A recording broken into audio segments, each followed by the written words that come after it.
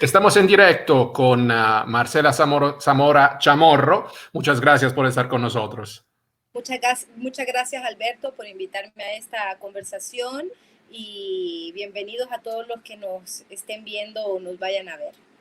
Bueno, en realidad ya veremos que nos ven por toda América Latina. Nosotros trabajamos mucho también sobre temas de Venezuela y es también quiero demostrar que aquí puede hablar quien quiera, quien sea, incluso personas que a lo mejor tienen diferencias con nosotros. Y ahora vamos a empezar esta charla contigo.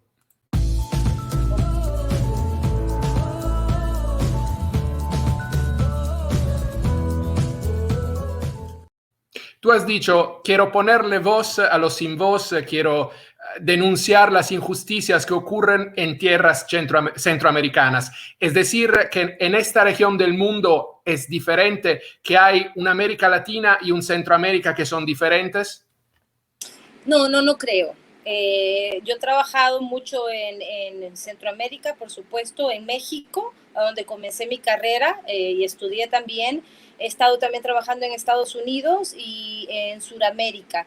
Y creo que tenemos muchas cosas en común entre los latinoamericanos, muchísimas cosas en común. No creo que haya una diferencia muy marcada en el ámbito de derechos humanos entre la mayoría de los países de Sudamérica, pero sí hay una diferencia muy marcada que es la proyección internacional.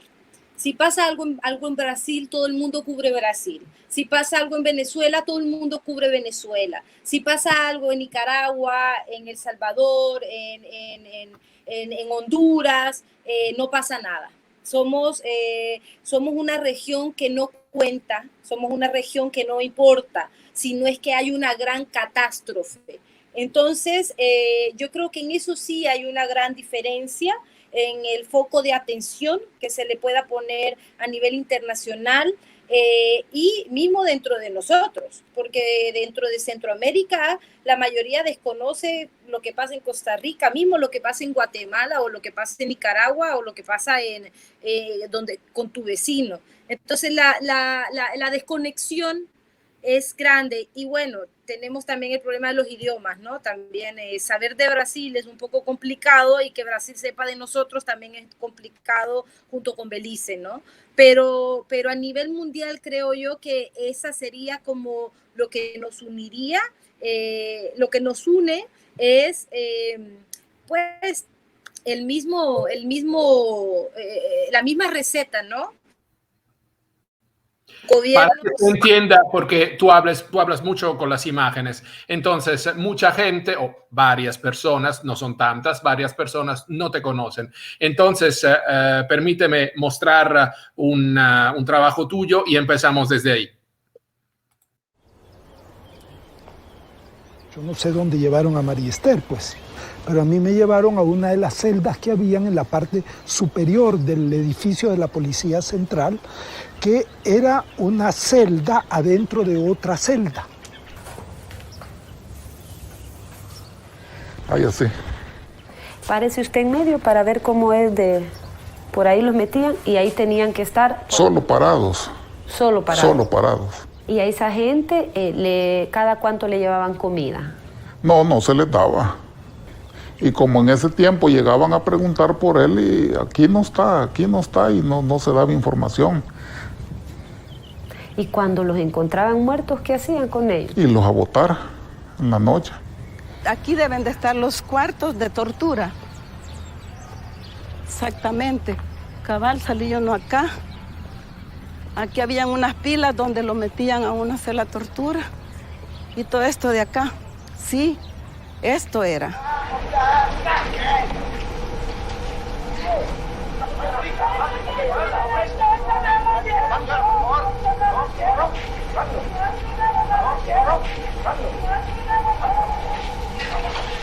Me amarraron los dedos con unos alambres, que los alambres se me metieron a los dedos. Ahí fue donde me cortaron los dedos con ese alambre. Así colgado ellos decían que jamás iba a volver a curar. Esa noche recuerdo que empezaron las torturas y los golpes.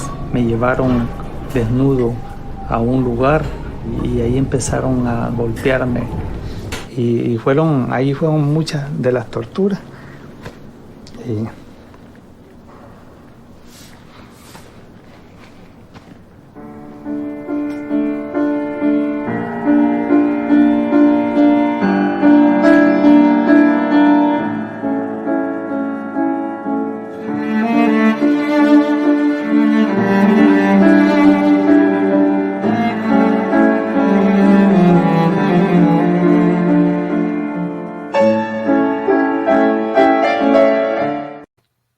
Entonces, eso eran imágenes de los ofendidos.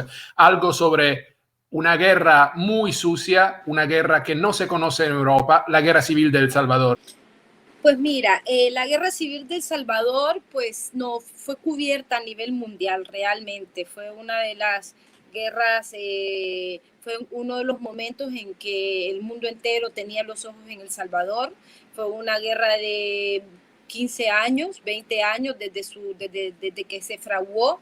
Se fraguó por unos motivos por los que estamos retrocediendo ahora, desde la firma de los acuerdos de paz el 16 de enero de 1992, y ahora están pasando las mismas cosas, las mismas violaciones de los derechos humanos, los mismos motivos por los que se fraguó la guerra en los 80 están pasando ahora también en El Salvador, ¿verdad? La mayoría de ellos, pues que podríamos decir, el hambre, el miedo, la represión y la violencia y la falta de cumplimiento de los derechos humanos, que es lo que estamos teniendo ahora. Yo hice el documental, tengo una trayectoria de 12 años haciendo cine, llevo 6 largometrajes documentales y la mayoría de ellos es sobre derechos humanos, sobre género y memoria histórica. Entonces trabajo mucho con la memoria histórica y me gusta hacer comparaciones también. Este trabajo, que es sobre los torturados, fue a raíz de que yo a mis 33 años, 34, me di cuenta que mi padre había sido torturado en la guerra civil durante 33 días por la Policía Nacional Civil del Salvador, la policía, la PM del Salvador en ese entonces, y yo no sabía. Y entonces comencé a pensar que hay muchas cosas que no sé de mis padres que vivieron en la guerra y que no sé de mi país o de la gente, esa guerra íntima que se vivieron dentro de las casas, que nunca se compartió, que nunca se supo y que nos marcó como generación. Somos los hijos de la guerra, ¿no? Entonces, hago este documental en una búsqueda también de entender qué pasó con mi papá en esa época y cómo afectó eso a mi crecimiento y a esas piezas de mi retrato que no encajaban, que yo trataba de encajar y no entraba y no entendía por qué. Y bueno, comencé a entender mejor. Y luego lo otro es que los Perdóname, ¿cómo se abre la puerta? Es decir, nosotros miramos a nuestros padres como gigantes, pero cuando el sufrimiento es tan fuerte, ¿cómo se habla con una víctima que al mismo tiempo es tu padre? Pues es muy difícil, te cuento. Yo comencé el documental, yo trabajaba en ese momento en el periódico elfaro.com, el periódico digital, y estaba haciendo un documental sobre torturados en la guerra civil basados en el Libro Amarillo, y pues le comenté a mi madre, y mi madre me dijo, pues tu papá fue torturado, y yo, ¿cómo que mi papá fue torturado? Sí, mi papá es un líder político muy famoso, Rubén Zamora. Y yo, ¿cómo que fue torturado? Sí, nos capturaron y lo torturaron por 33 días. Y entonces lo tienes que incluir en tu documental. Y yo, yo no voy a incluir a mi papá en el documental. O sea, yo tengo una relación con mi padre intelectual y con mi madre la tenía emocional. Yo no sé cómo llegar a intimar con él de forma sentimental. Nos conectamos a nivel intelectual y me gusta mi relación, me gustaba. Y pues mi madre va a decirme que tenía que, pues una vez que llegué a desayunar a la casa de ellos, pues le pregunté a mi papá así, pues mira papá, estoy haciendo un documental sobre torturados, Y me contó mi madre que tú estuviste en una cárcel siendo torturado por 33 días y quería saber si podría ser parte de mi documental. Este es mi quinto largometraje, ¿ok? No es que era mi primer largometraje. Y mi padre dijo, oh, miren, están ladrando los chuchos, que aquí son los perros, están Sí. ladrando los chuchos, se levantó y se fue y no volvió. Entonces me le quedé viendo a mi madre y le dije, ya te dije, no quiere, no. Y así comienza el documental. Yo tenía mucho miedo, entonces seguía haciendo mi documental, pero en medio de mi investigación y filmación fallece mi madre. Y yo sentí que yo había quedado con una deuda con ella y que yo tenía que saldarla, porque ella me lo pedía constantemente. Tienes que acercarte a tu padre y tienes que hablar de eso. Mi papá para ese entonces era embajador de Naciones Unidas en Nueva York y tomé un vuelo con mi bebé de 9 meses, 10 meses, un año, no me acuerdo cuándo tenía, y le fui a pedir que fuera parte de mi documental, que era algo que le debía a mi madre y pues nada, accedió. Pero fue muy difícil porque la primera entrevista que le hicimos, que yo creí que era maravillosa, yo trabajo casi siempre con el mismo crew de filmación. La primera vez la entrevista que yo le hice, que yo creí que había sido perfecta, súper bien, lo trajimos a El Salvador, etcétera. Y cuando montamos las cosas y nos fuimos, todo el equipo estaba muy callado y yo, ¿qué les pasa? Y el fotógrafo me dice, o el sonidista, Marcela, es la peor entrevista que has hecho en tu vida. Y yo me caracterizo por entrevistar. Mis documentales son de entrevistas, muy Errol Morris, ¿me entiendes? Eduardo Coutinho, Patricio Guzmán, etcétera. Entonces me dice, es la peor entrevista que has hecho en tu vida. O sea, parece que estabas entrevistando a un desconocido. Y yo, no, si fue súper íntima. Y bueno, luego decidí hacer una pausa y reflexionar, porque no es fácil, pero es diferente contar la historia de los otros que contar tu historia. Cuando contás tu historia, te desnudas por completo y te enfrentas a ese lado oscuro que no querés tocar, que no querés dejar salir, o que te da pena, o que te duele demasiado. Y a mí me dolía demasiado saber realmente cómo habían torturado a mi padre y por qué lo habían torturado. Y luego Perdóname, hicimos en Colombia dicen te pico en algunos lugares, en algunas regiones, es decir, te descuartizo, es un término, es una palabra muy violenta, muy colombiana. Si alguien hubiese hecho daño a mi familia, a mi padre, a mi hermano, yo me habría gustado matarlo, porque soy un sudaca también, un sudaca de Europa, pero sigo siendo un sudaca. ¿Cómo se habla con un victimario teniendo en cuenta lo que han hecho? A lo mejor no él, pero lo que han hecho a personas que tú conoces, cercanas de ti. Mira, yo comencé el documental así. Yo comencé el documental con mucho odio. Recuerdo en esa época las entrevistas que me hacían, las leo ahora y me da pena realmente. Yo comencé con muchísimo odio, con muchísimas ganas de venganza, con una obsesión total de encontrar quiénes habían sido los que torturaron a mi papá. Fue una investigación de un año realmente. Hablé como con 10 torturadores que no me quisieron hablar porque decían que Dios ya los había perdonado, hasta que llegué a y terminé avergonzada. Terminé avergonzada porque a todos mis personajes les hice la misma pregunta. Les pregunté, si tú tuvieras enfrente a tu torturador y pudieras decirle o preguntarle algo, ¿qué harías? Y todos me contestaron lo mismo. Entrevisté 7, 8 torturados de diferentes ramas y a mí me impresionó la respuesta. Yo te voy a resumir lo que me dijeron, cada uno con sus palabras, pero en general la esencia fue: uno, le preguntaría por qué me torturó, por qué me hizo lo que me hizo. Y segundo, si me pidiera perdón, lo perdonara. Entonces me sentí avergonzada de que yo no fui la torturada y yo sentía odio, rencor, ganas de venganza, y ninguno de los que yo entrevisté, ni de los que he entrevistado, y de hecho el hijo de Roque Dalton, Jorge Dalton, que es un gran amigo mío, como padre del cine para mí, también dijo lo mismo, ¿no? O sea, quiero saber dónde está el cuerpo de mi padre, nada más. Eso es todo lo que quiero. Y luego perdonar si me piden perdón. Quiero la verdad.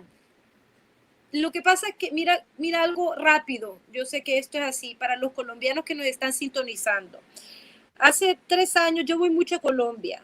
De hecho, amo Colombia. Me parece una región, pero me impresiona Colombia. Colombia no es El Salvador. En Colombia no tenés la libertad de hablar de los milicos, de hablar de este tipo de cosas. Y yo me acuerdo que hace como 3 o 4 años para la Fundación Gabriel García Márquez, el premio del FNPI, este documental quedó seleccionado entre los mejores y fui a proyectarlo a un museo de Medellín, Medellín, sí creo, muy grande, donde cabían unas 200, 300 personas, se llenó por completo y yo veía muy nerviosos a los organizadores. Y pues terminó el documental y era un silencio, nadie aplaudía, pero ya estoy acostumbrada a que la gente no aplauda cuando termina mis documentales, porque pues sí, comienza así 1, 2 y así, ¿verdad? Y fue impresionante la reacción de los y las colombianas. Era, ¿cómo pudo hacer esto en su país? No la han matado.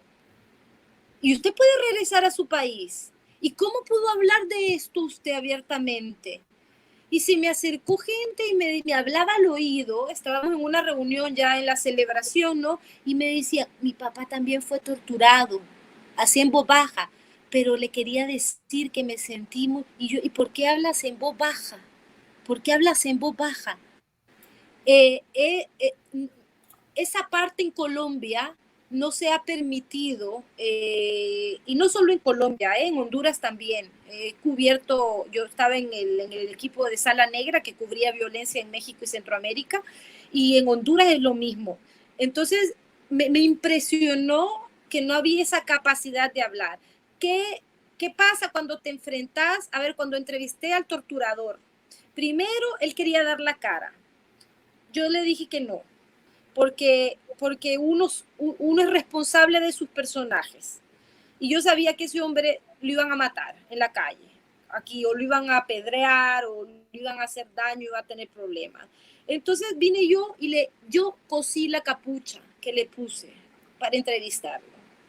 Y es un poco, podrás decir, oscuro, pero la entrevista duró como 2 horas y solo hay 10 minutos.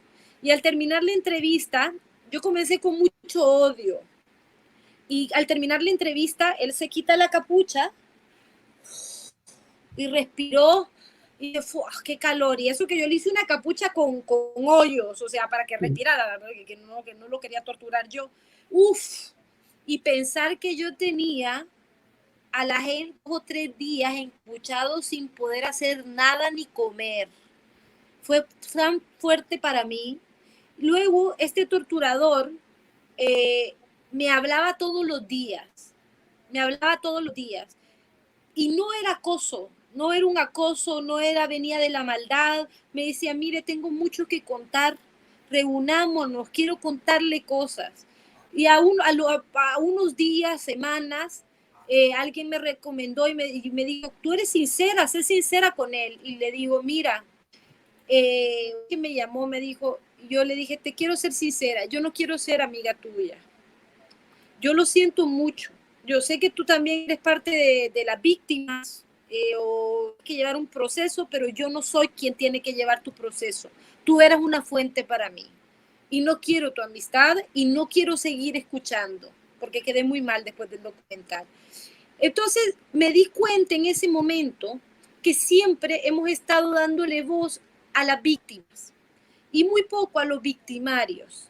Y me di cuenta que para romper el hilo que lleva a ese bebé a ser un torturador, porque no se nace torturador, no se nace violador, no se nace agresor. Para cortar ese hilo, ese camino que te lleva ese bebé a que logre torturar, a esa deshumanización total, tener que escuchar a los victimarios y estudiarlos, saber cuáles son las claves que te llevan y que te transforman a llegar a hacer el tipo de horrores. Entonces, les podría compartir con respecto a mi experiencia con victimarios. Estoy haciendo otro documental solo de victimarios y lo paré un tiempo porque psicológicamente también uno se afecta, toco temas muy duros. ¿Llegas a dormir? Migración, violación, ¿Pero llegas a dormir la noche? Entonces, es difícil. ¿Llegas a dormir la noche? ¿Puedes dormir la noche después que Mira, tantas historias, tantas... Me divorcié.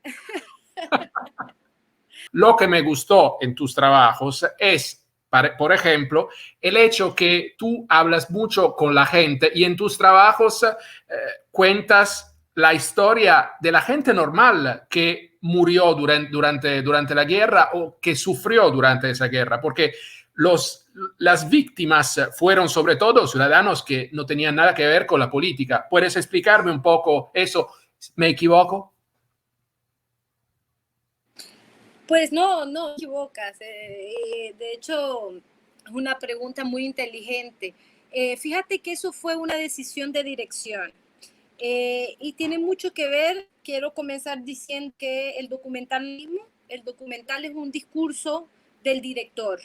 O sea, yo no hago periodismo, yo hago cine, hago arte, ¿verdad? Entonces, según la realidad, yo cuento la historia, ¿no?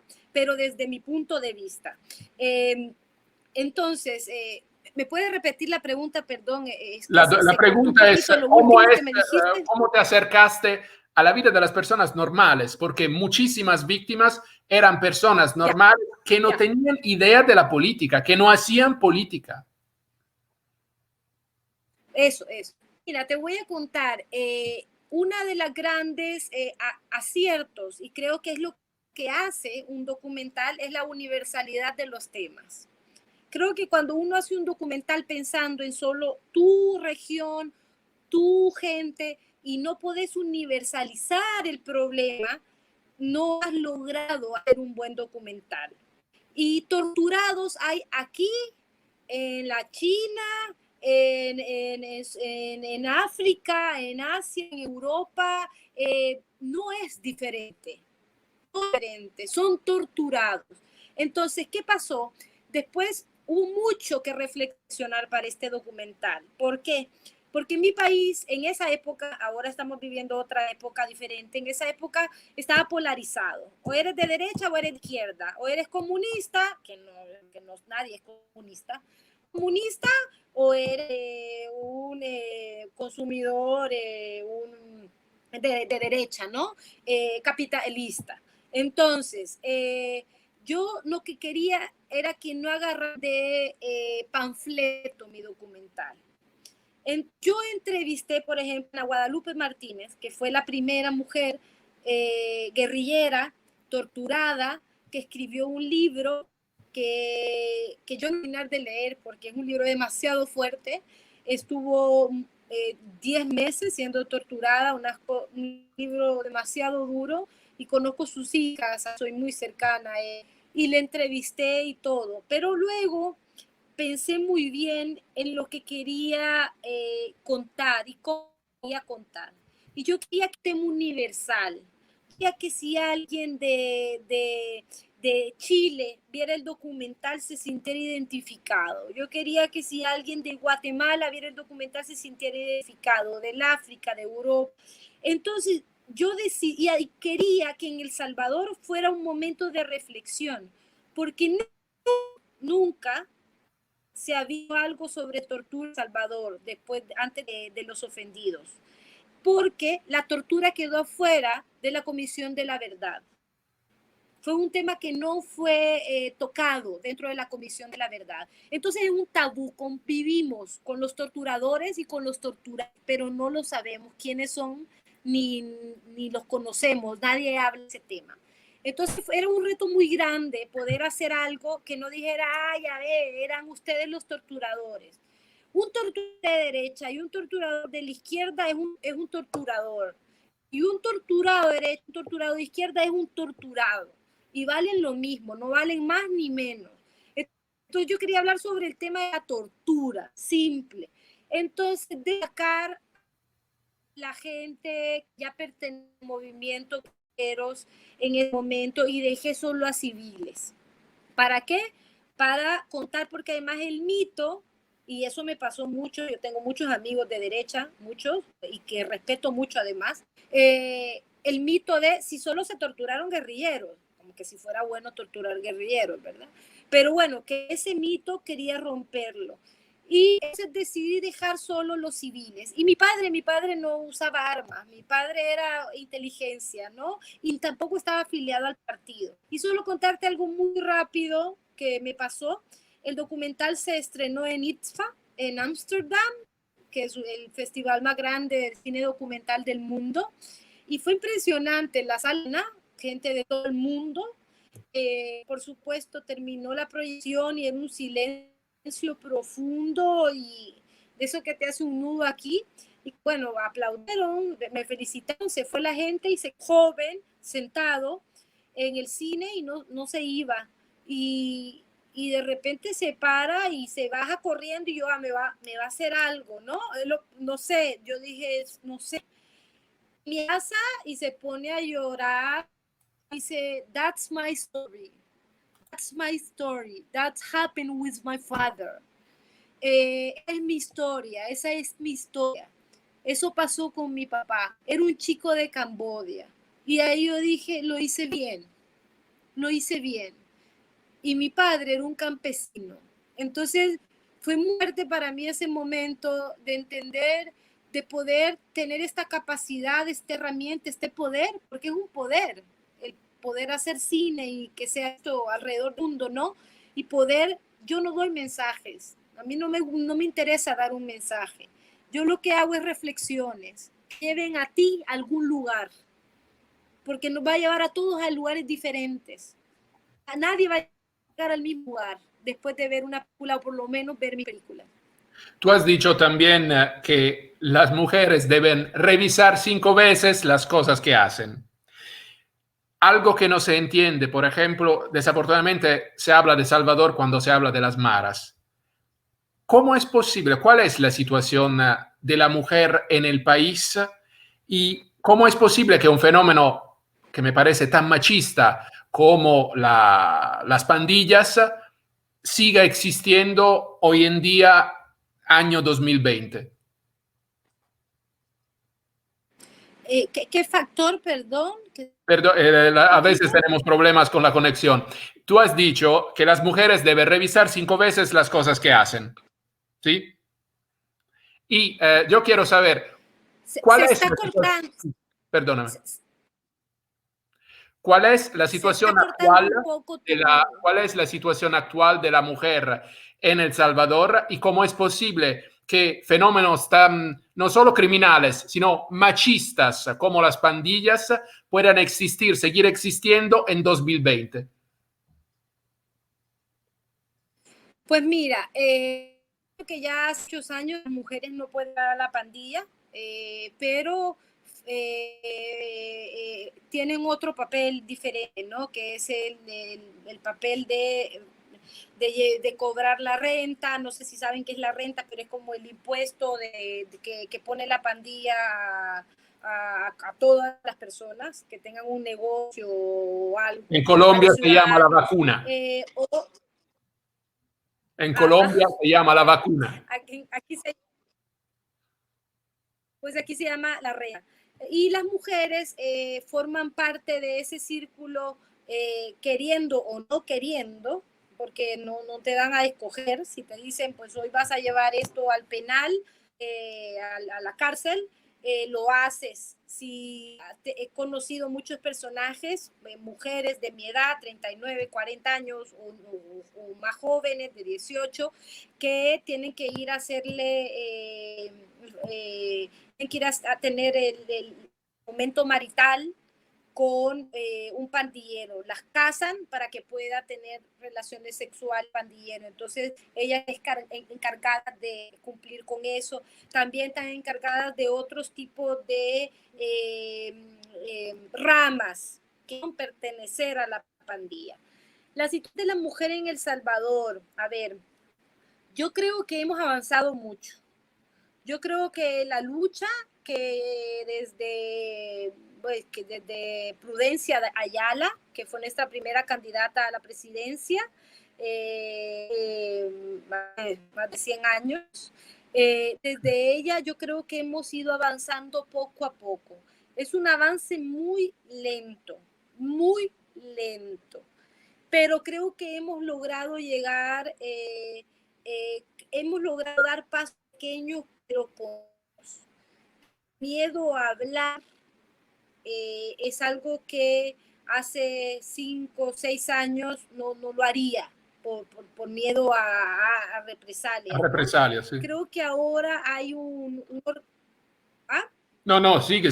Represalias, decía. Sí. Exacto. Entonces, creo yo que he llegado, pero desde hace unos meses para acá, desde hace un año más o menos de acá para atrás, estamos retrocediendo muchísimo el tema de los derechos humanos en torno a la mujer. Por ejemplo, te puedo comentar que tengo más de 1000 llamadas. Por ejemplo, en 5 días han habido más de 1000 llamadas. Tenemos unos cuantos problemas técnicos, pero ahora vamos a solucionarlos. ¿Puedes repetir 1000 llamadas? Sí, es la conexión que a veces no... Sí, dale. Ok, en estos últimos 5 días hemos tenido más de 1000 llamadas de violencia intrafamiliar y la mayoría de ellas ha sido por la pareja hacia la mujer. 7 de cada 10 mujeres experimenta violencia dentro de la casa o en un entorno familiar. Te estoy leyendo datos que vienen dados por UNFPA y por otras organizaciones, ¿no? Bueno, en fin, y el retroceso más grande que veo yo es la representación política dentro de el gobierno actual de El Salvador. Creo que con una paridad, queriendo tener una paridad en el gabinete, que nunca pasó, eso no existe, y una parte de los ministros, pero la paridad no funciona si a las mujeres no se les escucha ni se les da voz. Y sí, están ahí las mujeres, pero no se les da voz. Y si se les da voz, las expulsa, las saca. Entonces, ya, por ejemplo, ya llevamos como 3 ministras de salud porque se les la saca, ¿no? Entonces ha habido un retroceso en el aspecto de políticas públicas diseñadas para las mujeres y las niñas. Las niñas, bueno, somos el país con más casos de feminicidio en el mundo. En los últimos días, en los últimos 5 días, hemos tenido 17 feminicidios. En un país que tiene pocos millones de habitantes, ¿no? Digo, en un país muy pequeño. Sí, de 5 millones de habitantes. Eso, como Lombardía, como una región de Italia. Como una región de Italia, muy pequeño. Exactamente. Entonces, en un programa que entrevistaba, les decía yo, ¿qué pasaría si de repente reciben 17, hace unos días, cuando había un muerto, ¿no?, por COVID, les decía, ¿qué pasa si de repente les digo que hay 10 muertos por COVID? Y el entrevistador dice, bueno, comenzaríamos a desplegar todo un sistema para no sé qué, no sé. Bueno, hay 10 muertos por violencia intrafamiliar, hay 10 feminicidios y nadie hace nada. Entonces, el presidente no ha tenido no se ha programado ante este tipo de violencia que ha incrementado un 20% la violencia intrafamiliar en el país por el confinamiento que tenemos, ¿no?, ahora. Y no se dice nada sobre eso, no hay una política de género.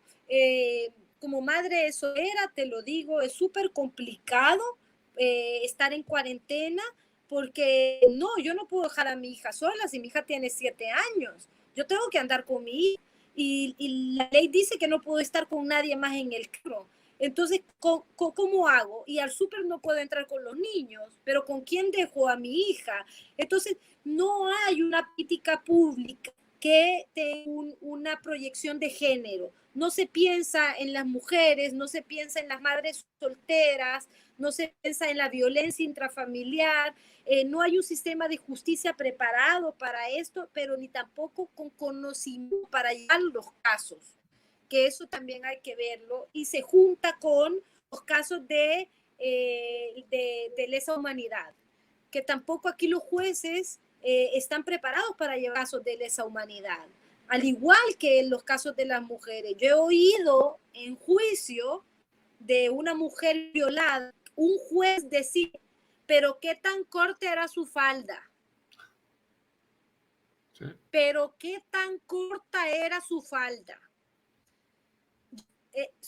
Es como de ciencia ficción.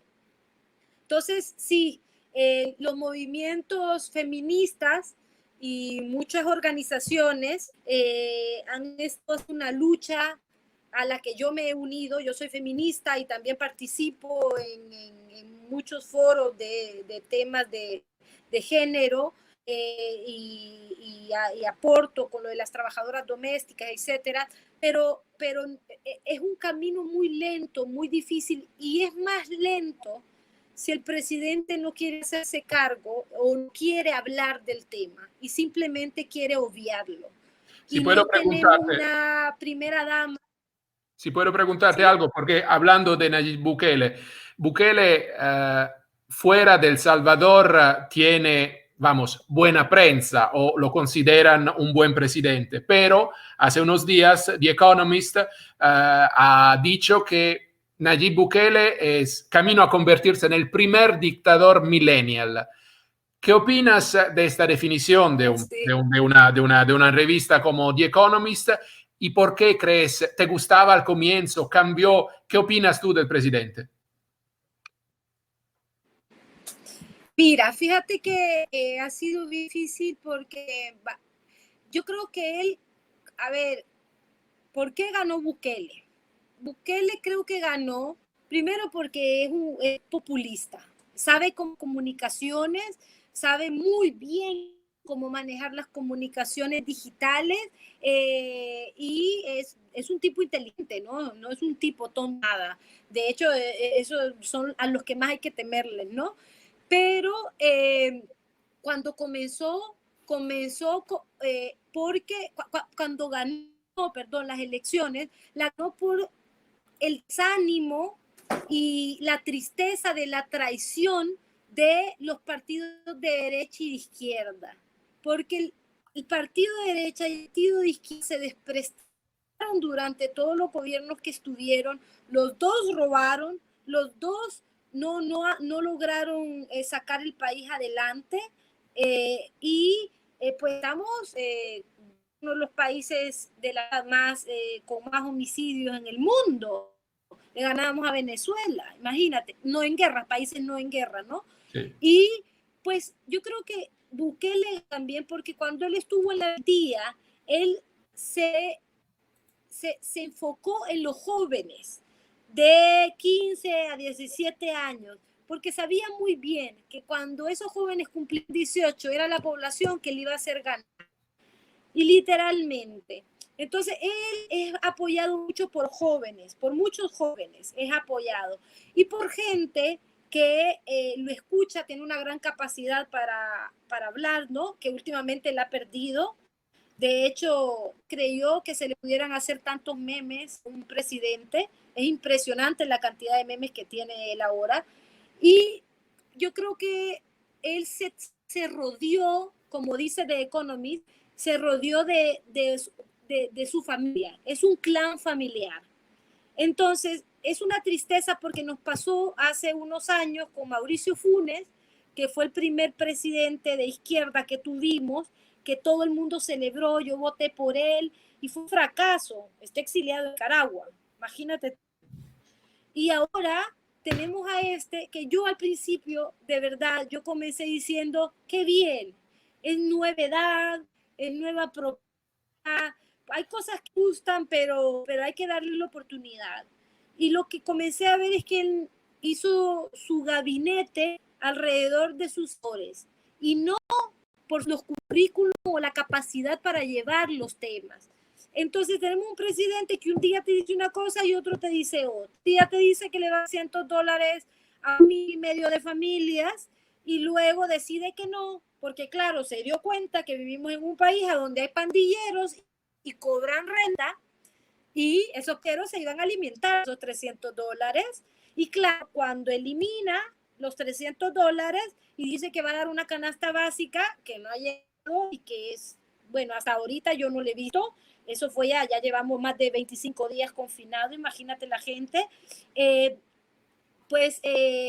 Los pandilleros comenzaron a arremeter. Y bueno, hace poco acabamos de tener 26 homicidios, o sea, se está dando. Entonces hemos llegado a un momento en contra quién estamos luchando.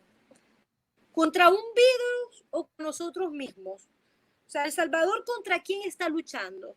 A ver, el problema es que él le dio el poder a los militares. Desde que ha entrado a la presidencia, ha comenzado a darles armas, darle poder de todos los tipos. El presupuesto para seguridad y armamento era altísimo. ¿Y qué es lo que pasa? Que un ejército de militares no va a mandar. Un militar te va a sanar un médico. Una pistola no mata un virus, mata un ser humano. Entonces, El Salvador está preparado para ir a una guerra, saber, porque no creo que alguien quiera guerra con nosotros. No, de hecho, la institución de los militares era la mejor evaluación de El Salvador. Y es verdad, cambió. Y una de las peores evaluadas era la PNC, la Policía Nacional Civil. Entonces, ¿qué es lo que pasa? ¿Qué es lo que pasa? Que les estás dando, a ver, tenemos memoria histórica. No le podés el poder que le está dando Nayib Bukele a los militares con un pasado como el que tenemos, que hay una memoria que todavía dentro del grupo de los militares hay gente que cree que hay que actuar como actuó en la guerra. Entonces le estás dando un poder a los militares y estás corrompiendo la institución que mejor evaluada estaba. Esa institución, ¿qué pasa? Le estás diciendo, dóblales la mano. ¿Qué quiere decir eso? Tírales un balazo. Si le estás dando chance a que violen los derechos humanos por lo que hemos peleado tanto tiempo, por los 1,000 muertos, en fin, es un retroceso terrible. El 9 de febrero de 2020 metió al ejército a la Asamblea Legislativa. Eso no había pasado, creo que ni en época de la guerra. O sea, militarizó la Asamblea Legislativa y le dio a Dios y Dios le contestó, por favor.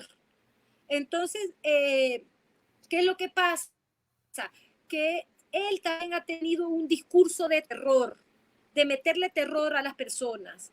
¿Y qué es lo que pasa? Cuando la gente tiene miedo, cuando la gente tiene terror, la gente no piensa, actúa. y generalmente actúa de forma violenta. Entonces, no es una estrategia, no es una buena estrategia llenar de miedo a la gente en un momento de crisis como este. Lo que tienes es que hacer todo lo contrario. O sea, poner el ejército en función de los médicos, los hospitales, de entregar las comidas, de entregarlo, o sea, ¿para qué sirve el ejército? Está bien, no estoy en contra de que haya un ejército. Bueno, sí estoy en contra del ejército. Yo no, creo que no deberíamos de tener, pero tenemos. Y si lo tenemos, ponlo en función de ayudar, no de matar.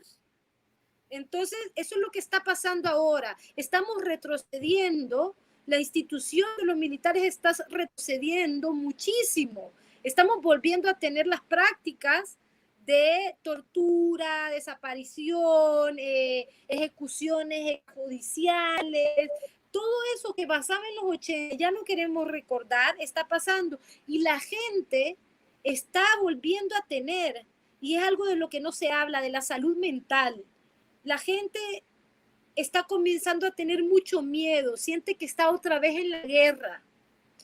Entonces se vuelven estas aglomeraciones dentro de los supermercados, el desabastecimiento, salir y la gente anda como odiosa y la gente tiene hambre. Entonces es lo que te digo, o sea, por las que se gestó la guerra en los 90, la represión, el hambre, el miedo, la violencia, los derechos humanos, todo esto se está repitiendo. Y a ver, quiero aclarar y decir algo. Yo no quiero que el presidente fracase. O sea, yo no estoy en contra del presidente. Yo no quiero que le den golpe de Estado. Nadie quiere un golpe de Estado. Pero sí me gustaría que el presidente dejara de hacer sus gabinetes con sus amigos y con sus seguidores y con los que creen que él es un enviado de Alá, sino que lo haga con gente que sepa hacer estrategias, que sepa hacer, y aquí hay, mira, la diferencia entre los países primermundistas y los tercermundistas. Yo le decía hace poco, los países tercermundistas para mí estaban menos preparados para esta pandemia. ¿Por qué? Porque nosotros estamos los primermundistas, a mí no me gusta esto, pero los países con menos capacidades económicas y con mayores niveles de pobreza, estamos acostumbrados a salir de las peores, salir y a acatar y a luchar. Entonces, somos unos luchadores los latinoamericanos. Entonces, tenemos la capacidad para armar estrategias para salir de crisis, porque es que lo hacemos todos los días en la casa. Todos los días en las casas, no de todas las familias, pero de la mayoría de latinoamericanos hay crisis y se sale. La gente prepara la capacidad de las personas, pero creo que el presidente no ha sabido aprovechar eso. Y muchos de ellos son apolíticos o no están a favor del partido del presidente, ¿verdad? Que eso no tendría que en una pandemia, ¿no? Entonces, el nivel de pánico se le ha metido a la población en cada discurso. Yo dejé de ver las cadenas nacionales porque solo es regaños, solo es, o sea, no veo que hay una estrategia. Le dice, vamos a hacer esto, y se queda ahí. Pero, ¿cómo lo vas a hacer? ¿Cuál es el A, B, C, D para llegar a eso? O sea, vamos a dar notas de $50 a todos. Me están llegando muchísimas preguntas, pero tenemos también que terminar porque es casi una hora. Es súper interesante y pido disculpa porque no puedo contestar a todas las preguntas que me están llegando en WhatsApp. Pero tú tienes un corazón partido, es decir, la mitad de tu corazón es salvadoreño, la otra mitad es nicaragüense. ¿Puedes decirme algo sobre la situación en Nicaragua y sobre todo cómo crees que el país está enfrentando el coronavirus? ¿Cuáles son tus sensaciones ahora? Okay. La situación en Nicaragua es una situación bien compleja. Creo yo que no viene del coronavirus. Creo que viene desde el comienzo del gobierno de Daniel Ortega, que realmente es el de la Chayo, ¿no? De la esposa del Ortega, ¿no? Porque yo creo que ahí quien manda es ella, más que él, ¿no? Y viene viene en decadencia desde el momento en que los se cansaron y hubo este levantamiento social, ¿no? Que ha llevado a la Nicaragua a retroceder entre 20 y 25 años, ¿no? De eso es muy, pero que te quiero decir que la decadencia no viene del COVID, viene de mucho más atrás, ¿no? Con el COVID ha habido algo que realmente ni yo comprendo, te soy bien sincera. O sea, él ha hecho todo lo contrario, casi igual que Bolsonaro en Brasil, se parecen mucho. Ha hecho todo lo contrario a las indicaciones ni siquiera de los otros presidentes, de la OMS. Todas las indicaciones que se han dado para prevenir la pandemia, él o ella las tomaron y lo hicieron diferente. Yo tengo una tía allá, tengo familia y voy muchísimo a Nicaragua, ¿no? Y quiero Nicaragua y me parece un país que tiene un potencial muy grande, ¿no? Pero el problema es que yo creo que ellos se creen intocables. Ellos creen que esto de la religión, pues que Dios lo va a todo el que cree en el gobierno, pues Dios lo va a cubrir con una manta y va a hacer que el coronavirus no los toque. Hace poco estuve hablando con una persona en Nicaragua, que no diré quién es, ¿no? Y me contaba de cómo estaban sacando los muertos a cantidades de hospitales, cómo estaba rebalsado el sistema, colapsado el sistema de hospitales. Y estoy hablando con una enfermera. Dice que es una cantidad grandísima de muertos y que hay un decreto gubernamental que dice que no podés publicar un muerto por coronavirus. Entonces no hay cifras reales. Eso sí hay aquí. Reales sí hay aquí. A poco margen de error, qué sé yo. Pero en Nicaragua ahorita se está viviendo una explosión. ¿De qué? Por la política que mientras todos estábamos confinados en nuestras casas, tú no sé si has conocido el amor en tiempos de coronavirus. Ellos comenzaron a hacer carnavales en las playas, carnavales en la ciudad, que se llamaba El amor en tiempos de coronavirus. Es que es tan mágico realista como García Márquez y sus relatos.